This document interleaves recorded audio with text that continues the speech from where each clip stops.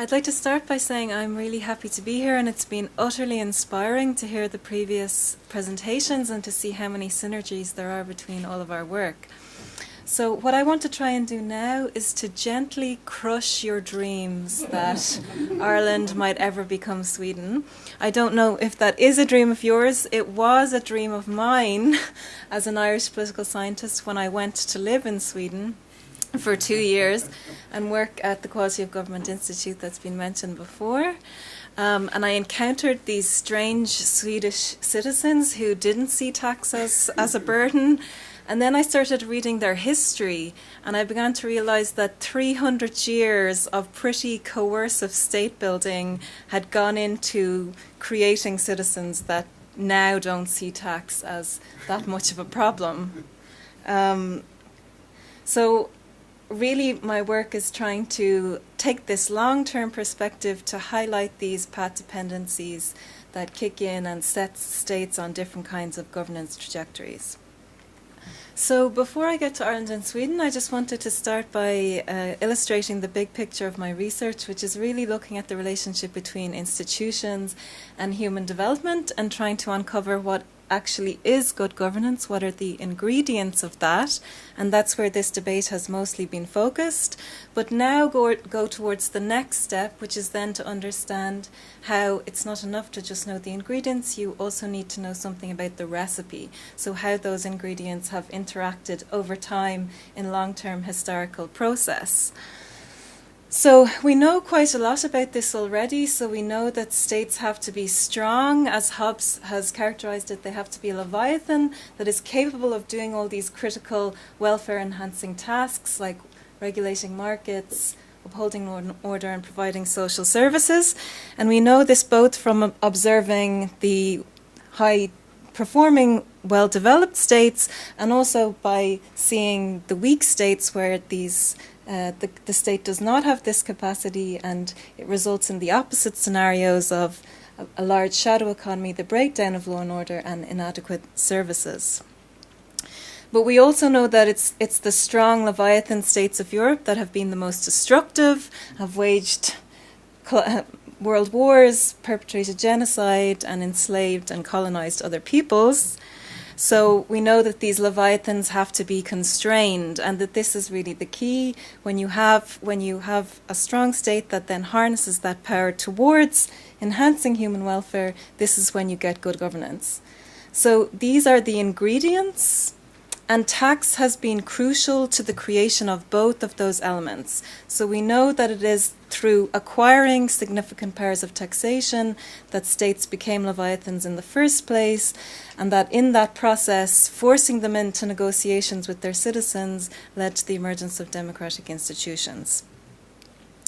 But the real issue emerges in trying to consider the different sequencing of those two elements. So how do strong democratic states emerge, and are there different possible sequences of state strength on the one hand and democracy on the other hand? So one possible sequence is that the state is first a leviathan, it is first strong, and then it constrains itself or is forced to become constrained.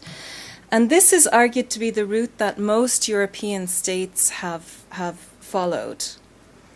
And it contrasts with what is referred to as the reverse sequence, where you have democracy before the state has become a leviathan.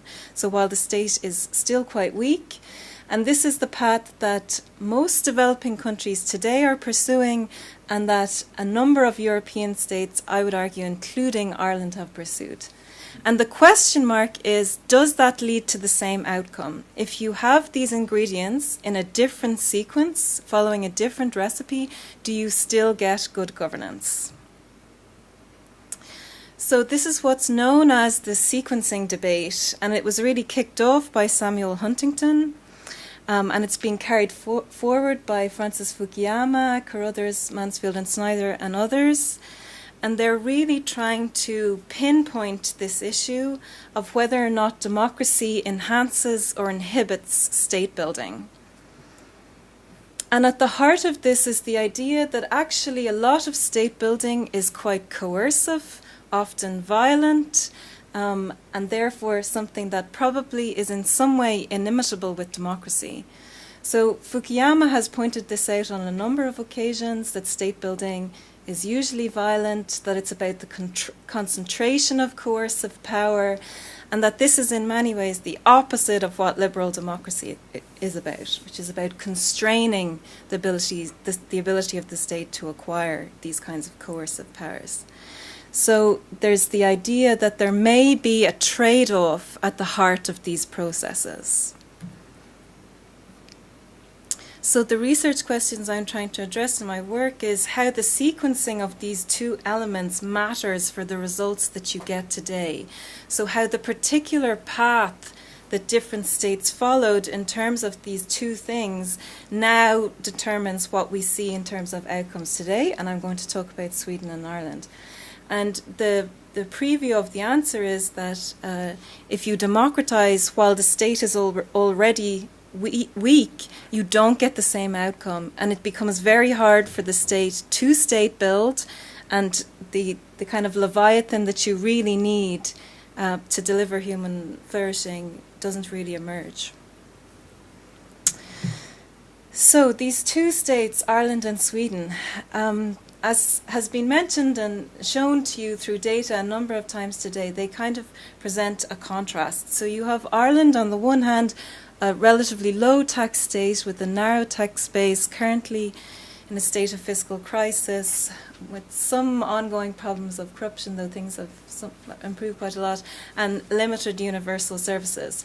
And Sweden, on the other hand, which is this paragon of a tax and welfare state with a very broad tax base, currently fiscally solvent, and very extensive universal services. So why is there such a contrast? How have these states arrived at this point? I'm going to try to add to the answer the idea that it's because they followed different sequences of development in terms of state building and democracy.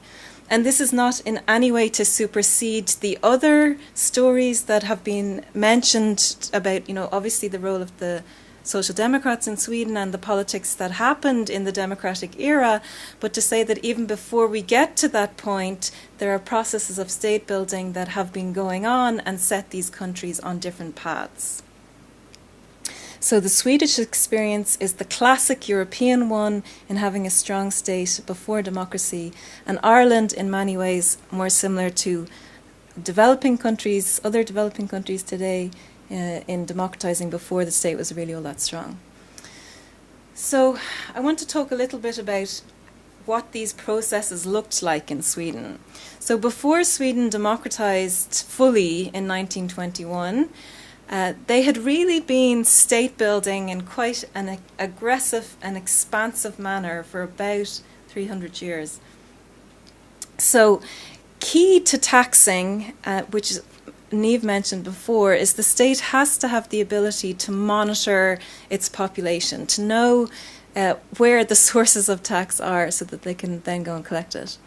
One example of this is a cadastral map. So a cadastral map is a particular kind of map that is much more detailed than a normal map because it gives you information about types of land, land use, land value, housing, fencing, all these kinds of things that you need to know if you want to really effectively collect tax in this era.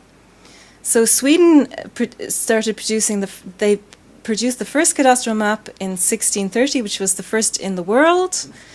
And this is a picture of a part of that map, and you can see how really detailed it is. It shows the house, the owner, and this is right down to the peasant landowners, where the fences are, and then in the notes on the side, the land use, the value, and things like this. The scale of this map is 1 to 4,000, and that'll become relevant when I tell you the scale of the Irish cadastral map at the same time. So they were doing these extensive mapping processes. They also introduced this very ingenious system called the Indelningsverket, which was a means of extracting tax from a subsistence peasant economy. So they grouped farms into groups of 5, and those 5 farms had to provision 1 soldier. So Sweden had the most troops under arms of any European state in this period, because they had figured out a way to feed and sustain that army in a non-monetized economy, which was a really significant achievement. But obviously it required a lot of state control of the peasantry. In terms of how that control was achieved, the church was a really big part of that. So after the Reformation, the new Swedish church, the clergymen had the legal requirement to keep lists of the people in their parishes, particularly the young men who the king wanted to mobilize for his army, and also those those with tax liabilities. And then Sweden was the first country in the world, they are very proud of this, to have a systematic census in 1749. So this is an example of a clergyman's registry. He would, from the 18th century, keeping lists. And these have now been digitalized, so you can see them online. So this is from 1749, the tally of people in a particular parish. So Swedes can trace their ancestry really far back, because the state has been systematically collecting this information for a very long time. So all of this meant that, as Tilly has summed it up, the state bureaucracy had very effectively extended its monitoring capacity to the peasantry and the ordinary workers, even by the 17th century. And this is really quite remarkable, and it contrasts very strongly with what was happening in Ireland. So when Sweden democratized in 1921, the state already had 80% of the economically active population registered with the tax authority. They were, in other words, already within the tax net. And so already at this stage, the Swedish tax system was displaying what Steinmo has said have become its hallmarks, its very broad base and stability and high yield. And this has persisted. I'm just going to leap forward to today. So this has persisted, as others have shown you, in Sweden still being a very high tax state with very high tax effort, which is the gap between what the state should collect given its economic structure and what it does. And you see that that gap is very narrow. And the mechanisms by which I think that this legacy persists is obviously, on the one hand, institutional. So the state, quite simply, just has higher institutional capacity for doing this. But I think there's also a very interesting story which has kind of come out in previous presentations about citizen attitudes. And that Swedes have been kind of inculcated in this idea of paying tax for a very long time. And they are very, very good at not just accepting tax, but at really monitoring each other. And this was something that really I found quite shocking living there, that Swedes are always watching what everyone else is doing and making sure that everyone is complying and following the rules. So that's Sweden. The alternative story then is to look at Ireland. So when Ireland became independent and democratic, I would say state capacity was lower. I mean, it's definitely not, it's hard to kind of gauge these things. There were definitely states that are weaker, but it was definitely lower than Sweden. And in particular, the colonial British state had never really developed a state that was capable of monitoring the peasantry, which was the hallmark of the Swedish state. Obviously, given the history, the church couldn't be used to play any kind of monitoring role. And where monitoring did happen, it was only of landowners. So there was a cadastral map produced in Ireland in the 17th century, around the same time as the Swedish map was produced, called the Down Survey. But the scale of this map was 1 to 50,000. And the level of detail, as you can see from this, is really not that great. So you can't see, all you can see is the name of the main landowner. You don't see anything about the type of land, the land use, the tenant farmers who are under these landowners, any of that kind of detail. That's, of course, because that wasn't the objective of this exercise. They just wanted to know the landowners so they could redistribute land to Cromwell's army, but that's a different story. Possibly not, but I'm just going to gloss over that. So it led to the situation where, in the Irish case, the bulk of the peasantry is really outside of the tax net. And this means that the state that is inherited at independence is one where most of the population is outside the view of the state. So by contrast to Sweden, where 80% of the population were already registered with the tax authority, in Ireland the figure is this staggeringly small 0.3%, and that's in 1940, which is the earliest date that we have data for. That figure is probably inaccurate and wrong to some extent, but it's certainly the case that that it was a very small percentage. So this tax state that's inherited has this narrow base, this high reliance on customs and excise, and most people are really outside of the tax net. This situation really persists until 1988 and even till today, as I'll talk about in a minute. But as Niamh has written about a lot in her work, it's really a situation where there's a persistent narrow tax base, high rates, and very high levels of evasion and avoidance that really became clearer in the efforts in the early 90s to try to get more people inside the tax net through the tax amnesties. And why there has been this path dependence is really a lot of very much to do with the fact that it is a democracy. So this is where the idea about it being problematic to try and state build and build your tax state while you are a democracy comes in. So the situation for these democratic governments is that those outside the tax net have been very effective at protesting every time the state has tried to pull them within it. So an example of that, the farm levy in 1979, farmers, notoriously one of the groups that are least compliant in terms of taxation. The state tried to make an effort to bring them in to a small extent with this levy. There was so much popular resistance they had to not only drop the measure but refund those who had paid. So this is on the one hand those outside the tax net voicing their opposition to being brought within it, leaving almost all the tax burden on those that's small number within the tax net, but they become increasingly unhappy with this and they start protesting. So governments are caught between these two things and they have to go into debt, and we end up in fiscal crisis in the late 80s. So this crisis is a moment when there is opportunity and momentum for reform. So this was spoken about earlier, how crisis can create these kinds of moments and possibilities for reform. And there were significant administrative reforms of the revenue commissioners in the late 80s and early 90s.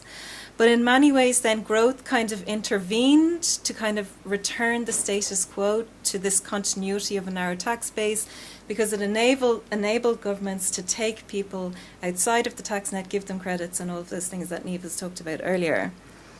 So the growth kind of masked the underlying weakness of the tax base for a little while. And then we all know what happened next, crisis again. And another moment where revenue has tried to introduce change and increase taxes, but also increase the administrative power and compliance rates. So there has been a very serious attempt to increase compliance and reduce the size of the shadow economy. But nonetheless, as you've seen on the graphs, there is still continuity in the fact that Ireland remains a lower tax state. And tax effort, this gap between what it should be collecting given its economic structure and what it does collect, is still quite high. And there is a question mark about how sustainable this is going to be. Revenue has been very successful up till now, but resistance seems to be growing. And there is a question mark about how long the electorate will really allow the government to continue along this path. So I think what I'm trying to show is that Ireland inherited a weak tax state that was the product of its history up until that point. And it has really struggled to try to create a stronger one in many ways because it's very hard to do that in a democratic context. Citizens on both sides of the tax net have used the freedoms that democracy provides to resist the expansion of the tax net and any kind of change. And it has only been at moments of crisis that governments have been able to introduce reform. So it's not democracy itself that incentivizes the state to tax build, to state build in the area of taxation. It's when things get so bad that they have no other alternative that they then begin to do that.